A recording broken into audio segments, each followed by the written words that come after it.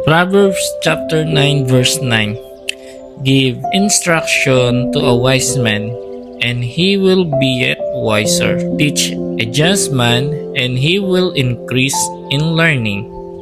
Ang tunay na karunungan ay hindi nangangahulugang alam na natin ang lahat.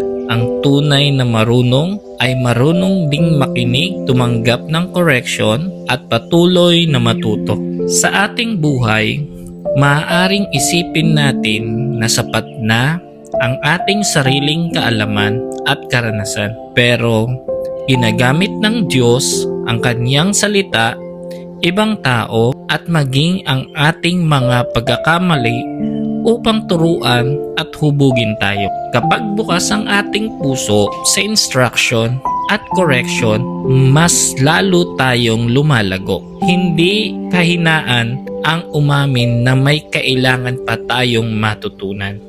Sa katunayan, tanda ito ng humility at wisdom. Kaya ngayong araw, huwag nating isipin na tapos na tayong matuto. Patuloy nating hanapin ang karunungan ng Diyos, basahin ang kaniyang salita at maging handang tumanggap ng mga aral na nais niyang ituro sa atin. Let's pray. Panginoon, maraming salamat po dahil lagi mo kaming tinuturuan at hinuhubog. Bigyan mo po kami ng mapagkumbabang puso na handang makinig, tumanggap ng correction at patuloy na matuto. Tulungan mo kaming lumago sa karunungan at mamuhay ayon sa iyong kalooban. Sa pangalan ni Jesus, Amen.